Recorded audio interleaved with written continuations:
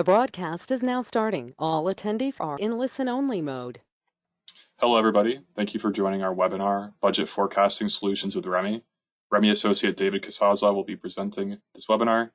David has been working at REMI for 2 years, and in this time, he has provided support to our clients, assisting with technical questions and consulting projects.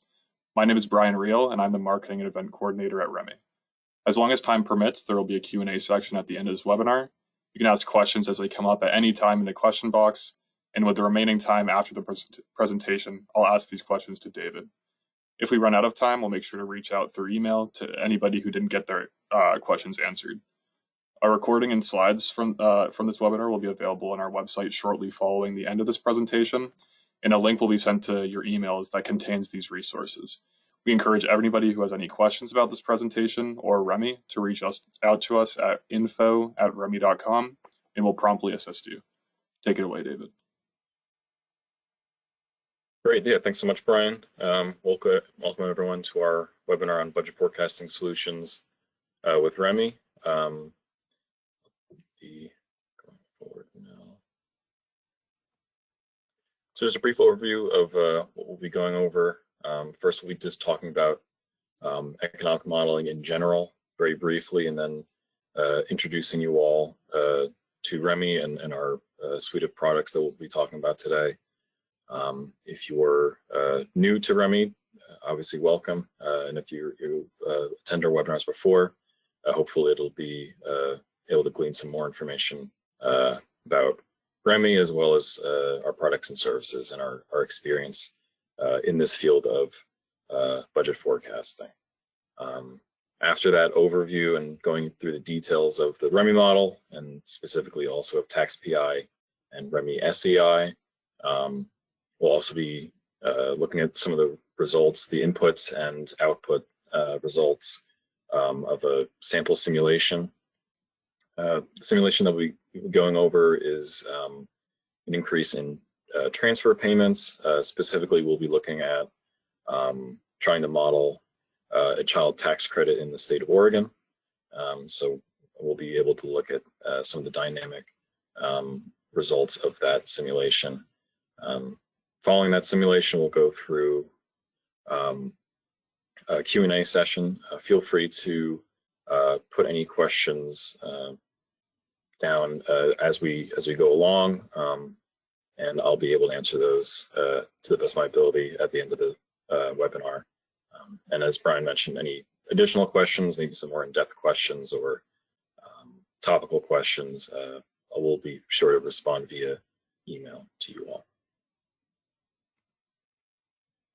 So briefly about economic modeling, it's a need for many different professionals of all different stripes, whether you're in some form of regulatory agency, regional planning organization, at the level of state, local, national, regional, what have you. Economic modeling can help better inform your decision-making, policy-making, project prioritization, you name it. It has very wide range of applications for, again, all sorts of different professionals, as well as for stakeholders. It's important for stakeholders to be able to understand the methodology that takes place in this decision making and for their own benefit. So first, clarifying what the question is, and clarifying a policy event or proposed policy is crucially important, particularly when it comes to fiscal analysis.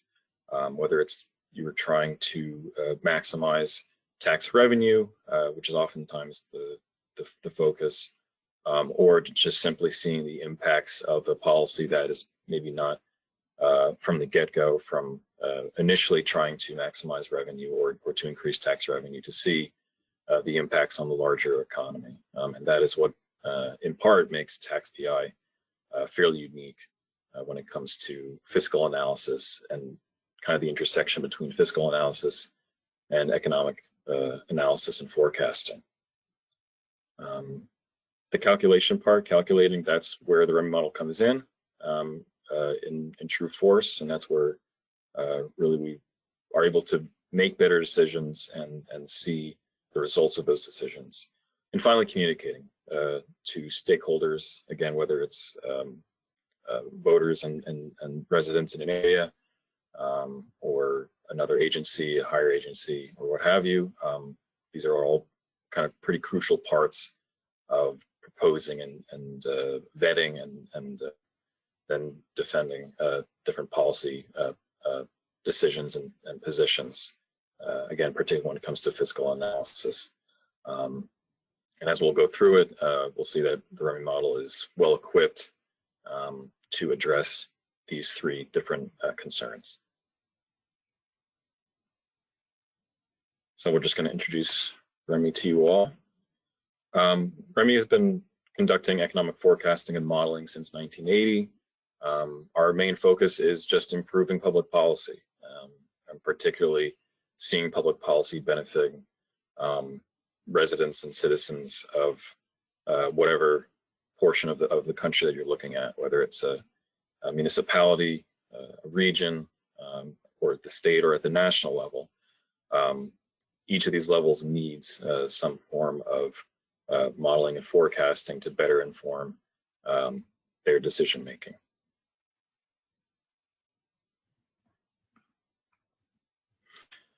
And we have a very wide range of clients.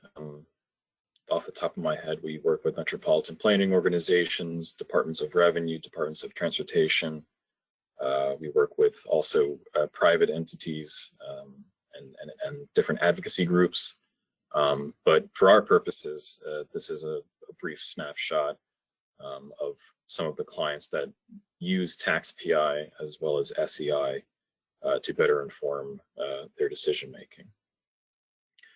If we learn anything, coupling Tax-PI with SEI is of crucial importance because it's important to see the distributional impacts of any policy. And that's not only from a planning perspective, but also to let stakeholders know that their best interests are being taken into account and being served.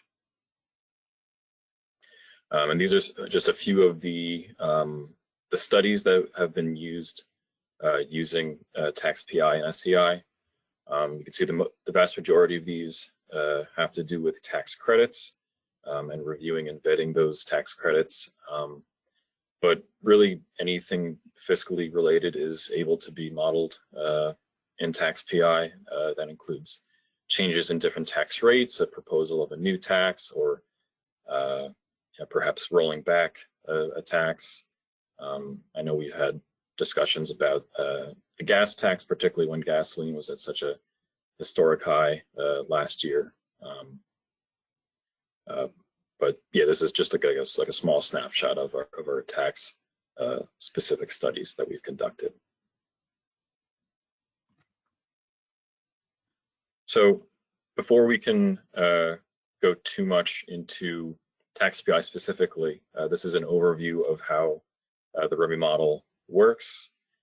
Essentially, each of our products is built on top of the REMI model assumptions. Our products being PI Plus, Tax-PI, E3 Plus, and TransSite, but they all follow basically the same methodology.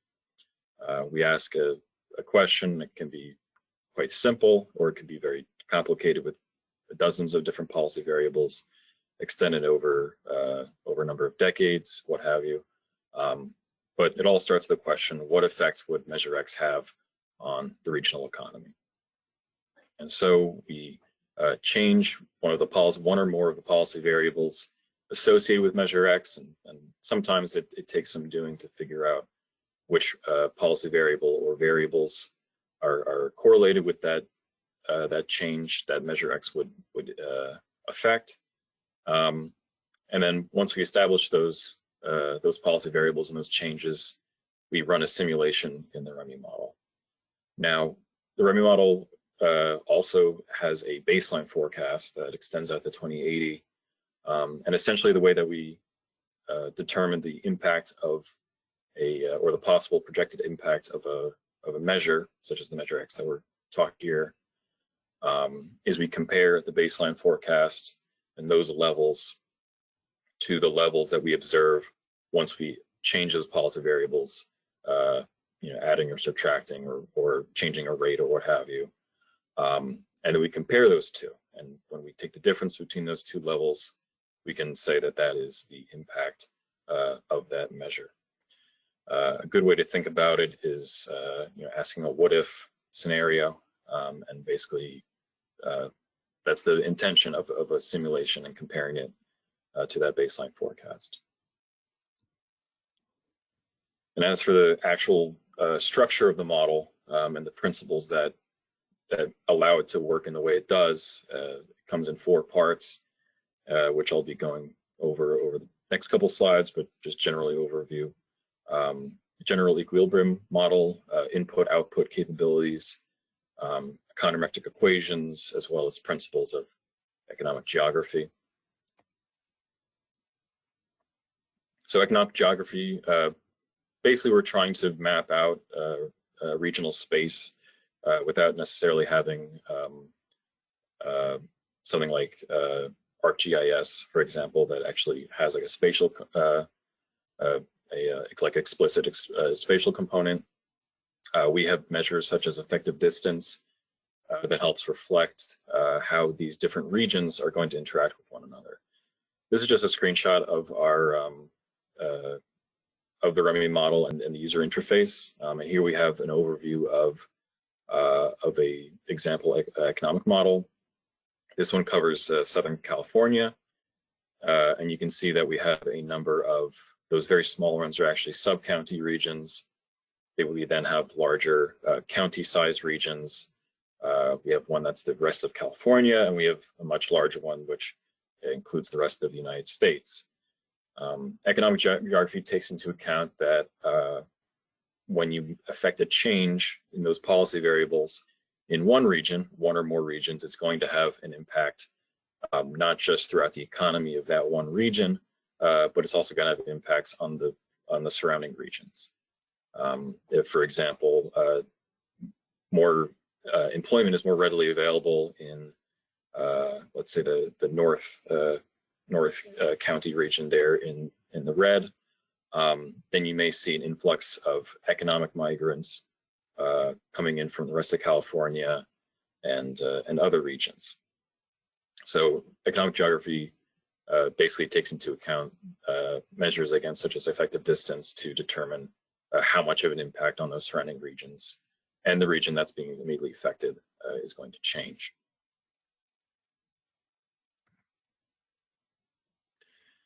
And then underlying that sort of economic or that geographical standpoint, we have different principles as well that underpin that geographical understanding.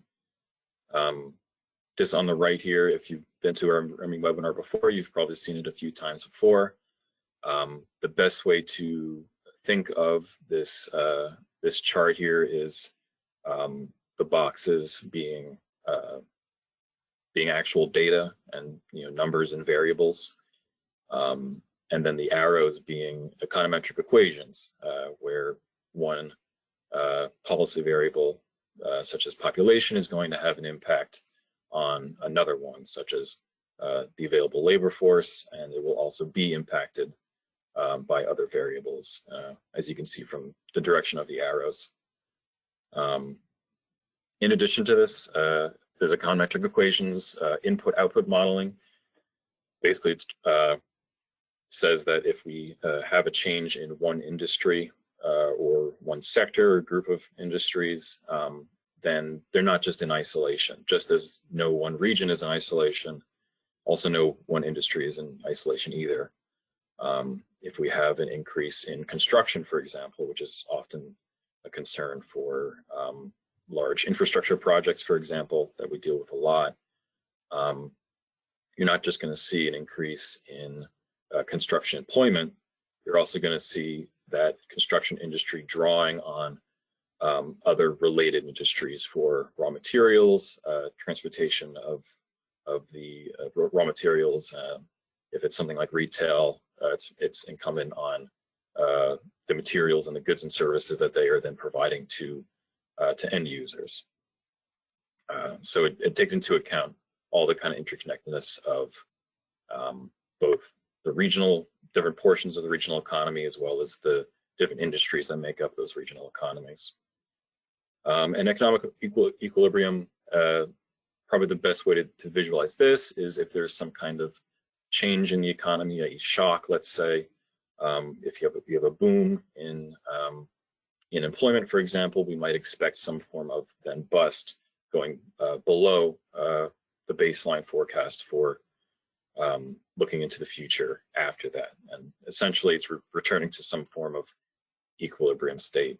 And this is particularly important when it comes to concepts like investment, but also like what we mentioned before, like trade and migration. And essentially, once we run the policy variables through the model, the results, we're going to interpret them as some combination of direct, indirect, and induced. And input-output modeling helps to determine that. Direct is very basic and is done by other models, but the indirect and induced impacts are in part what makes REMI fairly unique in that way. So that's an overview of the REMI model in general. Now we'll be going specifically into what makes Tax-PI unique by itself.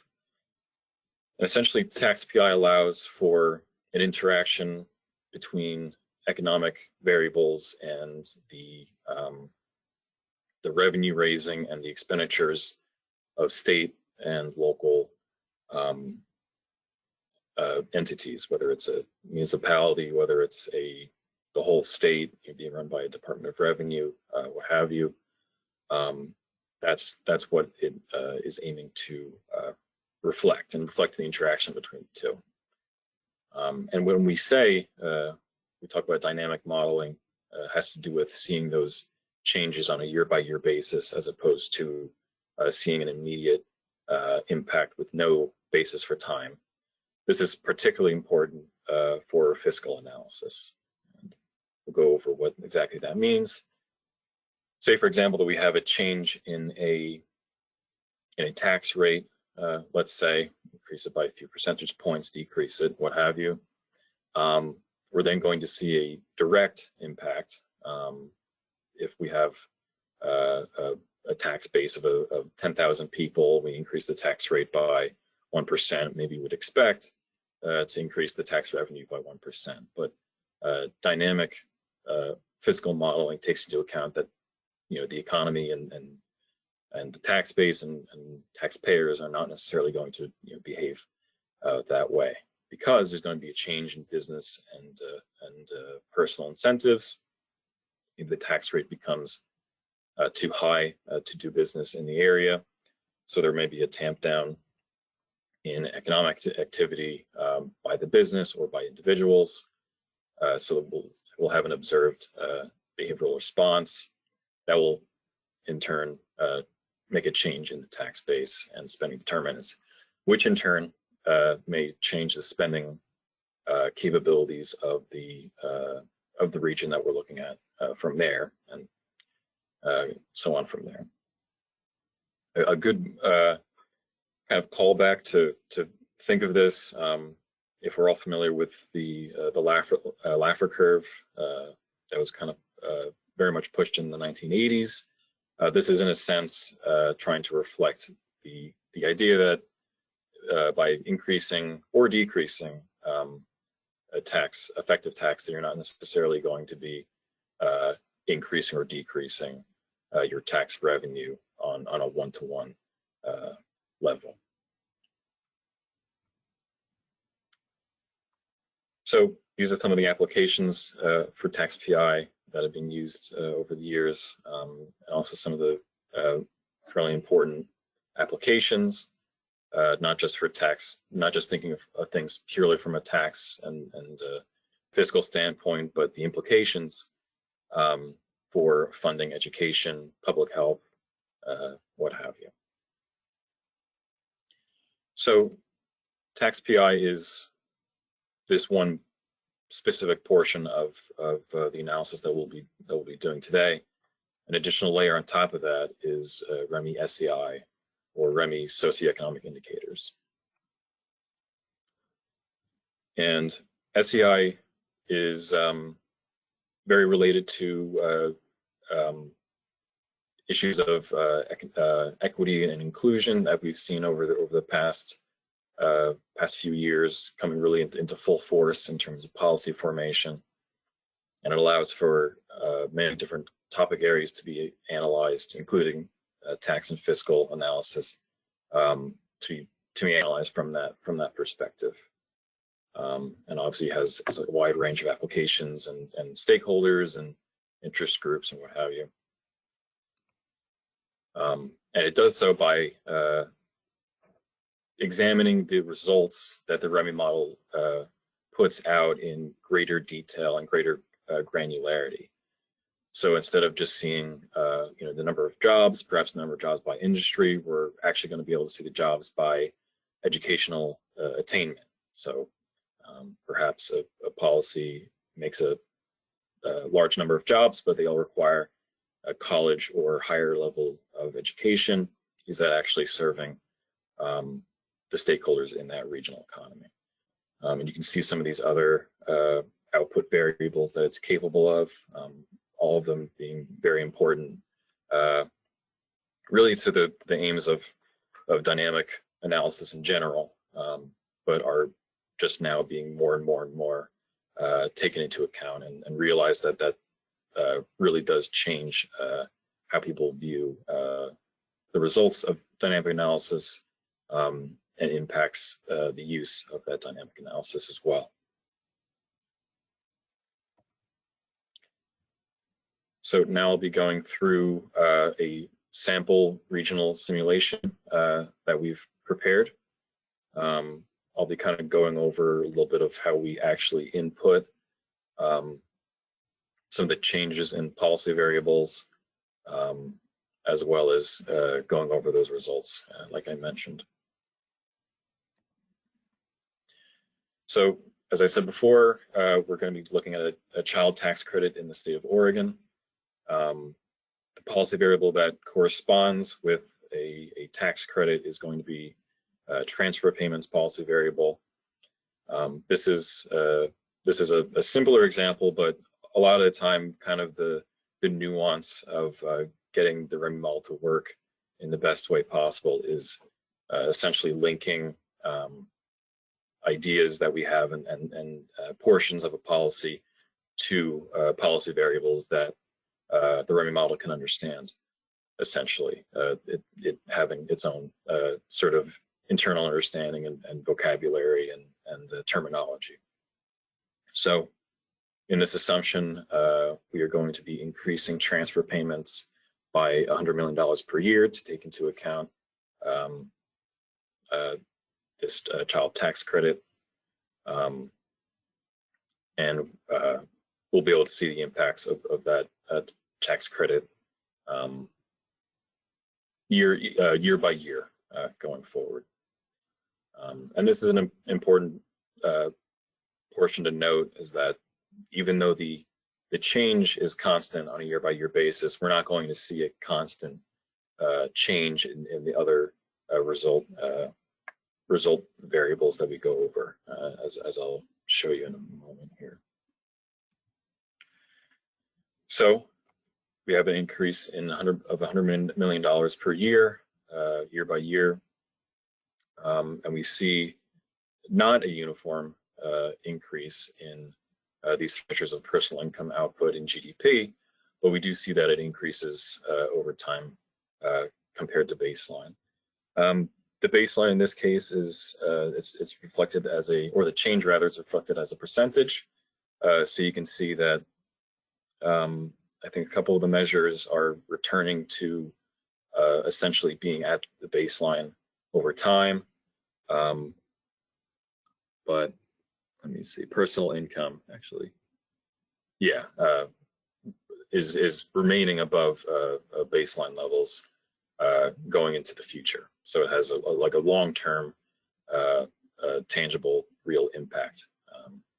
But this initial bump up and then slowing down, even if it isn't, even if it remains above the baseline, this is the economic equilibrium concept that I talked about earlier.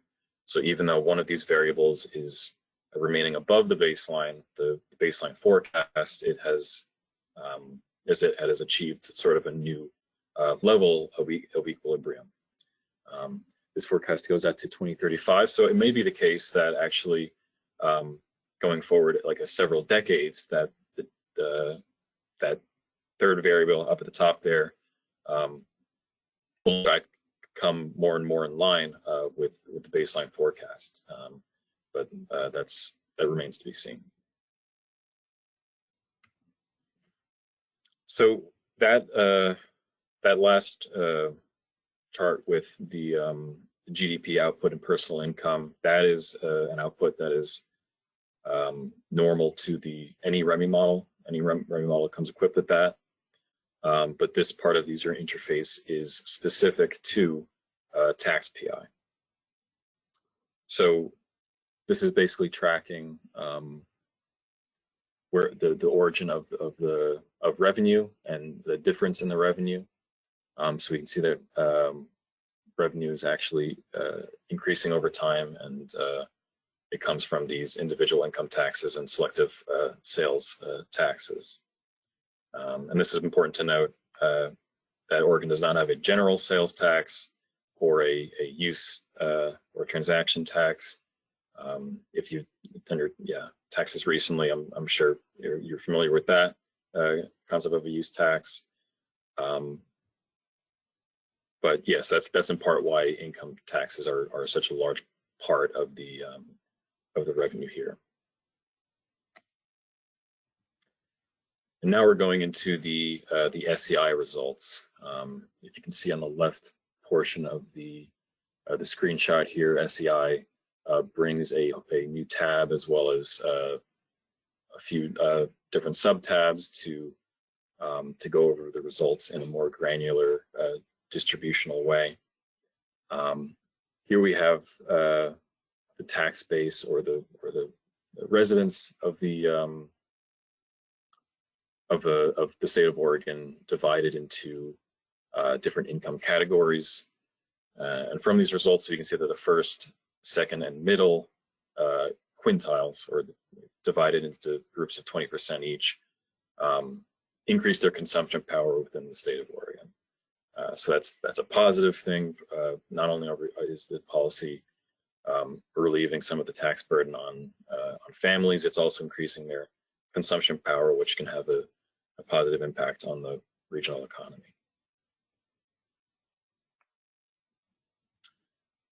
Now, with an increase in consumption power, as we're all familiar from dealing with inflation over the past year or so, there's also possibly going to be an increase in the prices that we view. And we do see that there's a slight increase in the consumption price for these different income quintile groups. However, there's not a great variance in the change in that price. So even if there is that fairly slight increase in effective prices for different households, it's by no means regressive or in any way. So it's kind of fairly flat across the board. And we also see that the impact actually becomes more subdued over time, possibly due to changing of priorities for firms and different industries, seeing an increase in the consumption power of different residents coming into the state of Oregon, and selling their goods and services to the residents there, and then that can bring the price down a bit.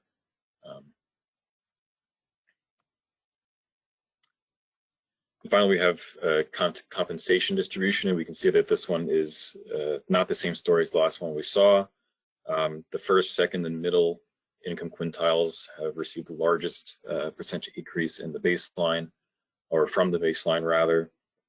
So if this is kind of a policy priority for different policymakers, then it's good to be able to see these kind of results, and in a way that is not just looking at the entire tax base, but looking at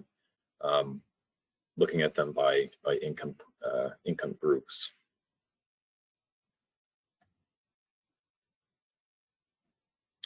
And we can also see changes in employment for these different income groups as well. We can see that the first four groups are having like the greatest increase in employment. The smallest amount of employment increase is seen in the highest 20% income group. So we would probably say that this is a fairly progressive tax policy, tax credit that we're forecasting here. And we can also look at some of the different measures, not just by income group, but by race. You see that the largest increase in employment is in white non-Hispanic population. Of course, keeping in mind that Oregon is 86% white non-Hispanic. But again, these results are fairly uniform overall, and it might make sense that we would see that largest increase in that demographic group just due to the size of the demographic. We can also see employment by gender, as often happens, and construction is very much one of those industries that has a huge amount of interaction with other industries. Oftentimes, when we have an infrastructure project, we'll see a large boom in employment, and most of that is tied to construction. And given that construction is largely a fairly male representative industry, we see kind of a boom in employment and a larger increase in employment for males in the beginning years, and then that kind of tails off and reverses a bit over time. Again, pushing past that 2035 mark, we could see a little bit more even-keeled increase in employment for the two genders, or for the different demographic groups that I went over as well. But again, it just depends on kind of the horizon of forecasts that you or other policymakers are concerned with. And finally, we can also see not just those sorts of demographics for the increases in employment, we can also see what kinds of jobs are we creating. Now, each of these industries is going to have a different distribution of occupations, from executives to clerical assistants to, like I said, construction workers and media technicians and what have you. And we can obviously, we can kind of look at those changes in those specific positions, but this gives a good idea of what kinds of jobs and what kind of level of education those jobs require, and what kind of level of education is linked to those jobs. So in yellow at the top, and this is for the year 2030, so not quite to the end of that that timeline that we looked at, which ended around 2035, but a good number of years into this simulation. In yellow, we have a high school diploma or equivalent. In the light blue, we have less than high school diploma, and then the orange is some college with no degree. So the great majority of the jobs that are being created by this by this child tax credit, you need essentially a high school degree around that level of education. And then, of course, the largest is a high school diploma or equivalent, just because of preferences of employers and what have you. So that makes employment, perhaps a bit more accessible for those who do not have access to, or it's not their priority to pursue higher education. You can see that we, just for our own informational purposes and maybe prioritizing certain types of employment over others. We're comparing, one industry to something like tech that maybe will have a higher proportion of higher master's and above degrees being employed. We can see a segmentation all the way up to doctoral or other professional degrees, as well as master's degrees and bachelor's degrees and associate's degrees.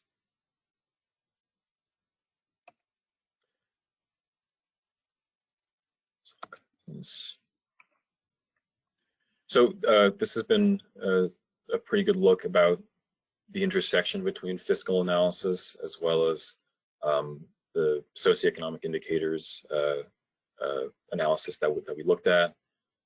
There's a great deal of interaction between the two. You can't really talk about tax policy too much without talking about different distributional impacts.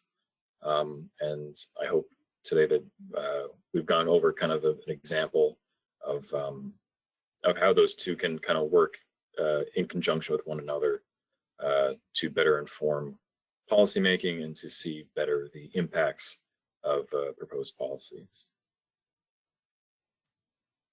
So thank you all very much. I think we have a few questions that have been asked already, but if not, you can feel free to pose those questions in the chat as well. And I think, let's see if I can pull it up. Great. Yeah. Thank you. Thank you everybody for listening, and thank you, David, for the great presentation. We're now going to get into some of the questions that we received during the presentation. The first one being, REMI is based on an input-output model.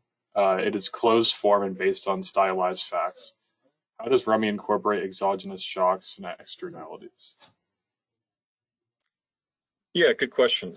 So a big part of that is that general equilibrium that I mentioned. So there are a few different models that use just purely input output. So if you put in like 100 jobs in one industry, then you're going to get 100 jobs in that one industry, as well as some impacts on surrounding industries. But I'd say that taking in those other impacts of general equilibrium, the regional layout, and economic geography. That is how we take into account different kind of shocks in that way. Externalities. I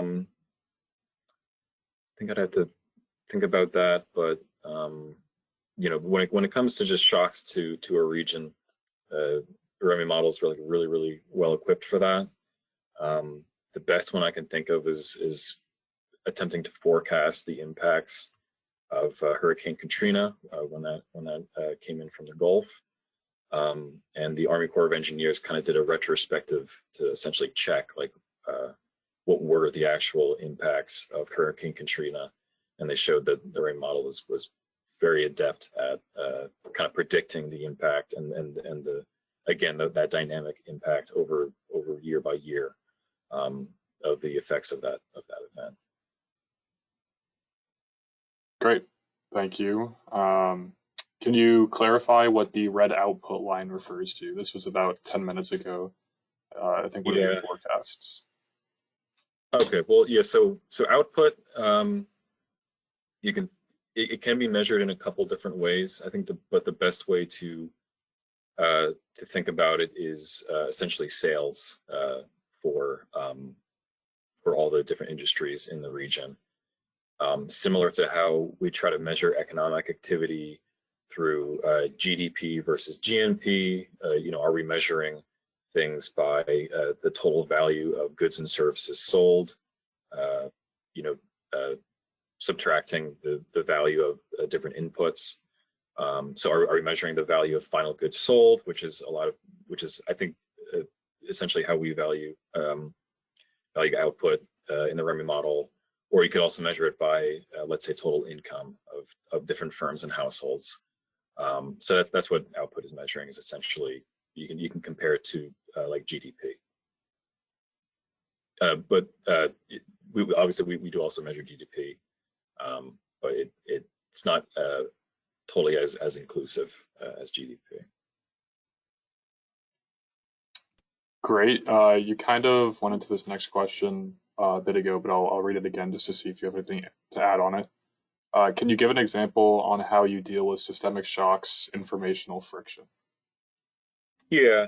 Yeah, so I think I kind of answered that, but when you mentioned like friction, I guess sometimes if you're having something like an influx of investment in a region, it may have unintended consequences. It's not necessarily going to be totally beneficial. It may make lending cheaper or what have you. But we do with all those different econometric equations that work in tandem with one another, seeks to kind of take all that into account. Yeah. Great. Next question is, do you give some sort of error bands with the result of your forecast? I think like in a like the charts, are there any sort of like error band? Oh, I haven't seen that. That is a good question. I guess just keep in mind that it's always going to be a forecast, and we're also in part, I don't know if we could have seen in some of the slides I went over, but it was $100 million over the state of Oregon, and a lot of those percentages were like 0.01%. So the impact is quite small in some areas. That is a good question. I can see if we can get more information about kind of variability and what have you. But a lot of those econometric equations try to take variance over time into account. But I can see if we have a more in-depth answer for that as well. Great. The next question is, do you have an example of how a user would get input data? Yeah. So it can honestly be as simple as we put in this demo, where we're expecting $100 million to be transferred via the child tax credit.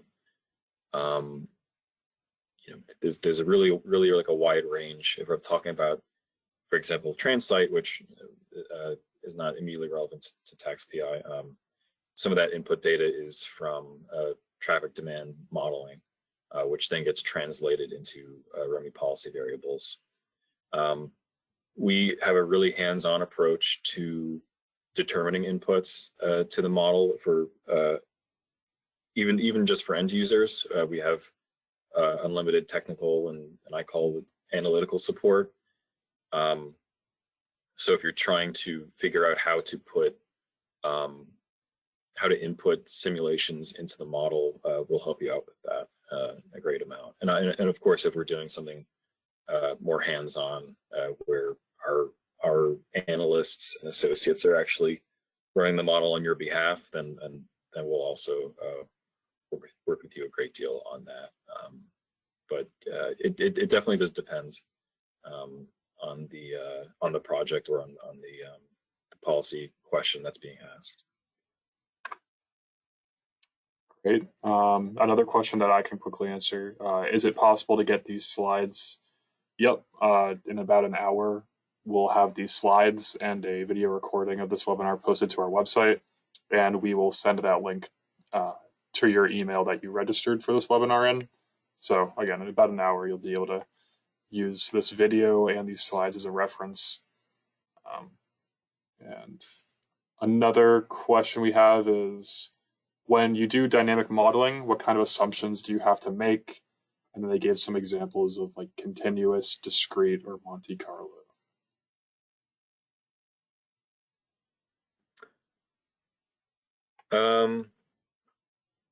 That's a good question. I think I'd have to ask one of our, I don't think I can see that question actually, with the specific like types of assumptions. I would definitely have to ask one of our analysts about the exact underlying assumptions. I know we've been asked about, Keynesian assumptions as well. But yeah, I can definitely get an answer back to you from our analysts or from one of our economists as well. All right. Another question is simply, what is the accuracy rate of these programs? Yeah, so that's related to I think it was the earlier question about, do we have like an error kind of measurement? Going back to that Katrina study, that retrospective study that the Army Corps of Engineers did, it was found to have an R-squared value of, it was like 0.9 or 0.9 and change, or 0.95, something around there. So fairly high. Of course, we can't. We've been asked the question like, oh, did you predict the 2008-2009 financial crisis? A lot of what goes into the model, it is a lot about what kind of goes into the model when it comes to discrete events like that and those simulations. This demo that we did, it just had a single policy variable being constant over the length of the simulation, which is, I think, out to 2035. For a specific project that we're doing, we might have dozens of different policy variables being spread and weighted a different way over a number of years. One policy variable starting for the first 10 years, and then intersects with another policy variable for 5 years, and kind of so on from there. So, the amount of detail that you put into those policy inputs, into the inputs and changes into the policy variables, which again, we have a team of experts that are there to help assist and figure out what exactly we should be putting into the model. That's where a lot of that is going to come from. As for like the veracity of the underlying assumption or the underlying econometric equations or what have you, while all of the concepts may be more difficult to fully understand in a kind of a simple, or to explain also in simple terms, all of our equations, all of our documentation is readily available, and we can kind of show you where that is, and it's based on peer-reviewed economic research, again dating back from the 1980s. We were founded out of the University of Massachusetts Amherst by our founder George Trays, who was an economics professor there, and kind of was at the forefront of this geographic and regional approach to economic development, economic analysis and forecasting. And we'd be happy to kind of point you all. If it's not on our website, then we'd be happy to kind of send you the documentation and also help kind of unpack what it all means. Great. And now the last question. I'll read it now. May I know if you have some recommendation on how to revise the size of impacts if we feel the first round result we get is too small or too big? This feel can be based on literature, research, intuition, or our clients' feedback. Thank you. Yeah, that's a great question. Like we saw from the demo, $100 million sounds big, but then we saw changes of 0.01%, and a lot of those changes. I'd say all of that kind of literature and looking at past studies. We definitely have, particularly our senior vice president of consulting, who works with the model like a great deal, and our analysts. I'd say those are the ones that probably have the best sense of intuition just from using the model from a long period of time. However, the impact is always going to be determined by a couple of factors.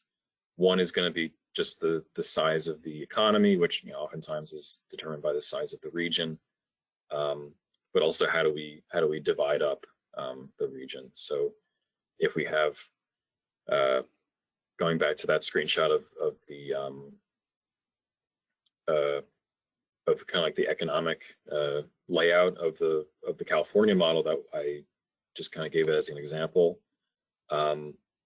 If we have a great increase in, if we have, for example, that $100 million in transfer credits for the rest of California, then maybe we're not going to see that much of a change, percentage-wise, over that very large region. But if we have $100 million in transfer payments for like a very small, like a county or like a low economic activity county, or a very small, even like a sub-county region, then we're going to see like a much greater impact. But absolutely, kind of being based off of previous studies, as well as oftentimes it is the clients that have the best sense of like the regional economy itself, and what should that look like.